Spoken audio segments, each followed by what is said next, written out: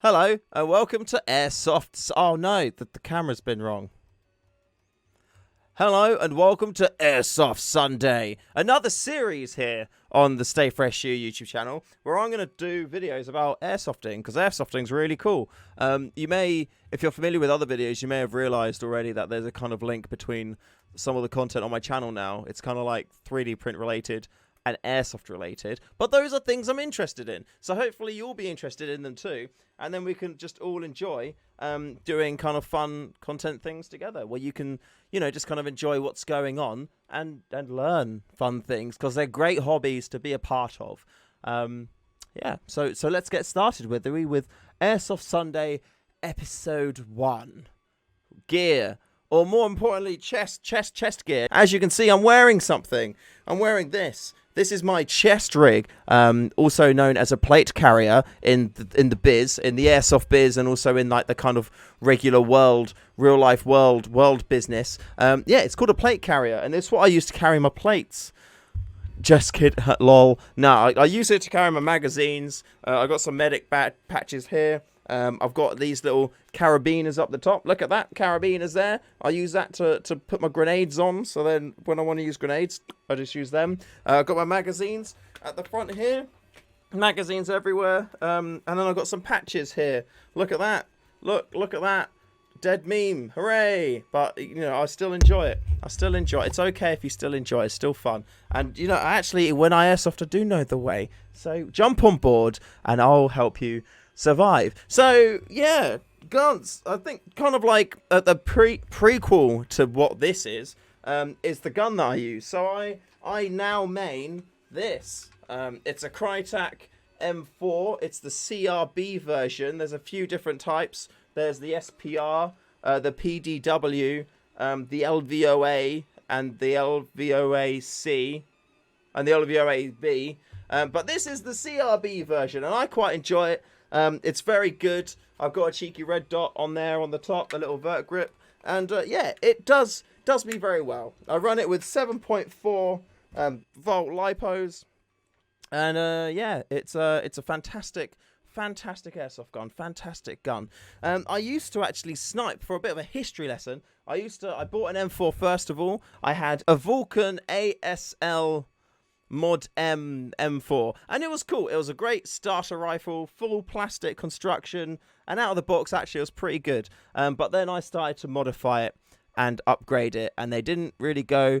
They didn't go as well as I'd hoped them to. So eventually I ended up selling that gun. And yeah, I had a sniper rifle. I had a JG VSR 10 or a bar 10, depending on who you are and where you're from. So I had that, and I loved it. I really loved it. But I just kind of ran into a problem where I was like, I don't think I'm having as much fun as I could be. Like I was shooting people, I was making the shots, and doing quite good.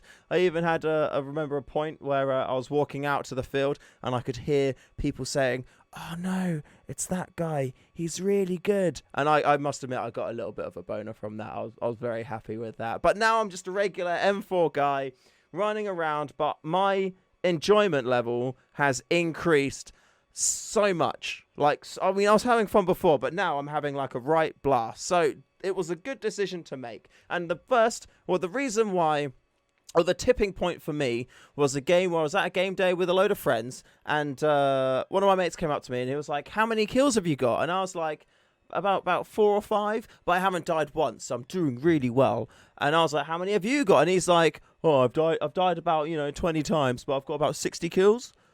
And I was just like, "Oh, I feel like it sounds like you're having much more fun than I am."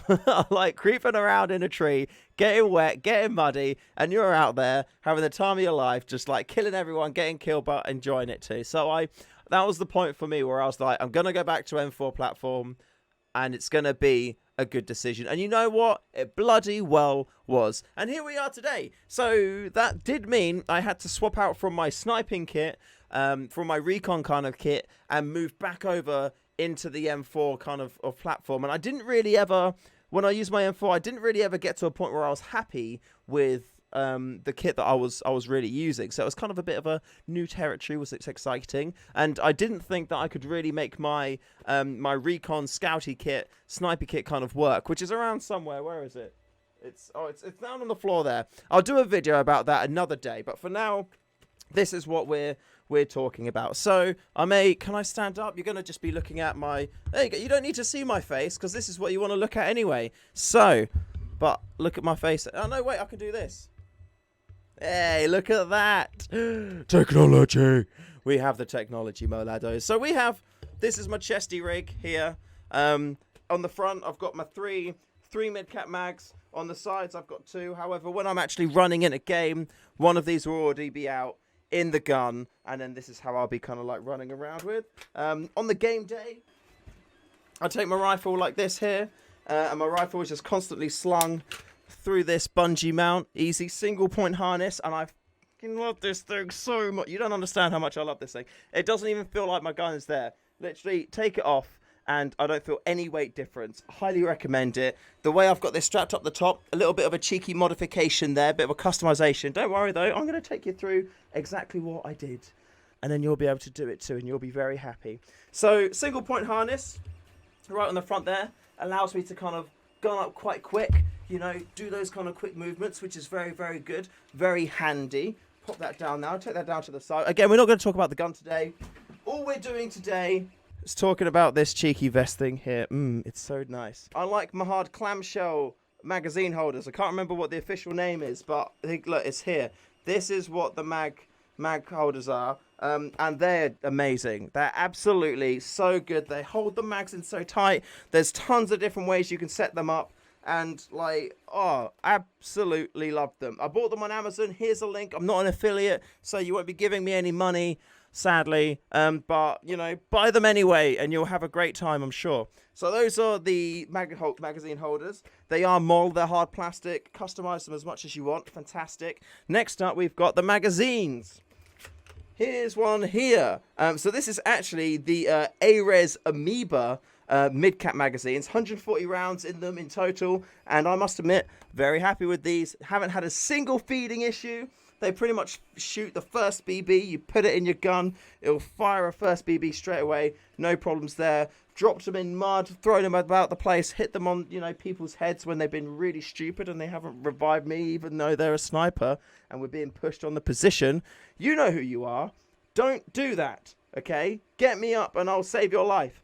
And they're just great. You get them in a pack of 5. They're not really that common though. I've not seen them around the place. I bought mine from a lovely shop called Surplus Store. It's in Crawley, which is kind of like London. So if you're nearby, check it out and, you know, they'll do you a deal. Tell them Shoe sent you.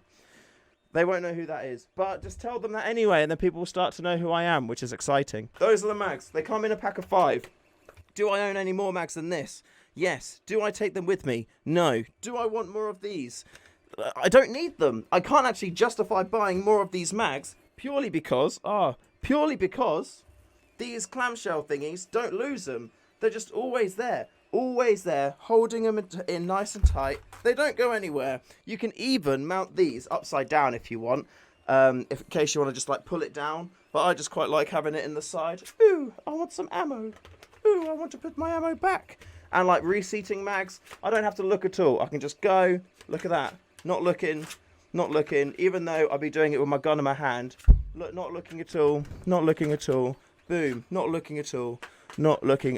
It makes it so easy to, you know, in that firefight situation, get your mag out, you know, change it over, reseat it, and you're done. Minimal practice required, lads. Minimum practice required, so highly recommend it. Then that's kind of, to be fair, that's kind of like the tour over, apart from these custom bits, which I'll show you. But I've got my little carabiners at the top here. I put my ring pull grenades on them. Ring pull are just the best grenades, so just use ring pull grenades. Pop them on there. If you want to use a flash, done, smoke, and you're set. You are set, my friend, and that's it. They're banged, they're smoked, and you're probably going to be dead because, you know, it happens. But you may not, and you may be okay. And if you are, then that is good bloody news. These ones here as well, if I turn around, you see on the back, I've got it quite tight here. Not super tight, but just tight enough that it fits quite comfortably. And, you know, it just feels quite nice. Tied these up here quite rigorously all around the place. So it doesn't really move, it doesn't really slip. And when I pop it on, like that, Always try and get these as even as possible, nice in there on the inside. You may not be able to see, but yeah, nice and even on the inside, and you will be looking Gucci, my friend. Oh, right, so taking that bit off, looking at the top parts now. Oh, my headset. No. Oh. Looking at these top bits here, because this is where I've done a bit of a sneaky. The kind of the single point harness, yeah, on the back, carabiners either side, taking that weight, taking that brute force, and starting to put it in the top of the back of the shoulders, yeah, very important. Then up here, I have taken me some packing foam. There you go, about 1/2 inch thick, about 1.5 inches wide, and that is along all of that underside, so when I'm wearing it on my shoulders, doesn't dig in, nice and soft, spreads that weight evenly. Very good times, very good times. And that is literally just super glued on to the bottom side of that strappy bit there. So yeah, very good there. And then it just comes around the front. What I have done too, because these kind of Velcro, these bits here Velcro together, I've cable tied this strap down to the top bit through the Velcro, and then this bit has gone on top and is again just kind of like covering everything up and Velcroed into everything else. So this doesn't move, this stays on top. And then again at the front section here, another cable tie holding that bit there through the carabiner, and that makes it a really tight solid, and then that doesn't shift anywhere, which is great because you don't want anything shifting. My number one rule of Airsoft: make sure you don't have to worry about your kit, because the more time you spend worrying about the kit, the less time you're spending worrying about the enemy, and that is when you are gonna get shot if you're not worrying about the enemy. So don't worry about your kit. Make it good. Make it work for you. Everyone's unique. This may not work for you, but it worked for me and it may work for you. So that's always good news to see. Final little bit here for you to check out. Now, this little trick I learned from my friend Klaus. So Klaus, big shout out to you. Beautiful man. It's called a plate carrier. And in the real life equivalent, in this bit and in the bit here, there'll be a thick metal plate in there, which will stop a bullet if you get shot. Keeping all your vital organs nice and safe and bullet hole free, which is very important. But in Airsoft versions, we don't need the metal plates. Some people carry them around as a form of training. Silly people they are, silly people. You can also get inserts though, which are like plastic water bottles. So you could carry around water if you would like to. But what I've done, I've actually kept the original foam inserts that came with this and modified them into this. Not to save weight, not because it's cool, not for Mormon porn purposes, but this helps so much with ventilating air and trying to get that hot air away from you, because this thing gets bloody hot. Absolutely bloody hot. And I'm telling you, in the dead of winter, I've been running this, a long sleeve top, and that's it, because this keeps your torso so warm that you just got blood everywhere. And this little trick really does keep you well ventilated, or ventilated as much as possible, while, you know, still, I guess, having it in there. Like, I guess you don't need it in there at all, but by having it in there, you do get increased airflow, which is good, and also it does help keep the shape of the overall, like, kind of like plate carrier, which was, again, very important to making sure that nothing moves and everything stays exactly where it needs to. So, yeah, Klaus, well done you. Good shout on that idea. And it's something which I can highly recommend to everyone else. Come down here, camera. Oh, there we go. There's also one little extra bit on there, which is just this little front section, this little top pocket here, where my patches are. I keep in there a couple of medic bands too. And yeah, you can put other stuff in there if you want to, but I find that that's quite nice for medic bands. Pull them out quick, give them to people to medic me up, and then I'm all good. But if you don't play medic bands, you don't have to worry about that. You could put anything in there, literally anything. Chocolate bar, why not? Toe clippers, if you're in an emergency situation, you may need to clip your toes. So just anything you want, really. So before actually getting one, I was very much like, plate carrier, why would you get a plate carrier? You know, BBs don't hurt. People who use plate carriers are stupid and annoying. And I was on that bus, I will admit. And to be fair, I am kind of like still there as to a certain extent, just because if you get hit by a BB and a plate carrier, sometimes you won't realize it. And sometimes if you're shooting at somebody wearing a plate carrier, you need to also realize that maybe they didn't feel it. I mean, there's always a noise and there's always like the chance and that. But I'm fairly certain, no matter what gear we're wearing, there's always been, you know, multiple times where we've been hit, we've not realized it, and then people get angry. But remember, guys, we're all here because we love the sport. There's a very small amount of people who will be, you know, purposely not calling their hits. And after my experience using a plate carrier, I think I can happily confirm that, you know, plate carriers aren't straight up like that is a hit calling issue. Just that. It's definitely more the people as opposed to the kit. So if that is a concern that you've had, please, you know, don't worry that much about it. I've now not, and now I'm happier as a result too. So yeah, that's a little rundown for you on my plate carrier. I hope you've enjoyed it. Welcome to Airsoft Sunday, day 1. There will probably be other days. We managed to make 3D Friday at least a 2-part series, so maybe we could say the same for Airsoft Sunday. Usual links and stuff below.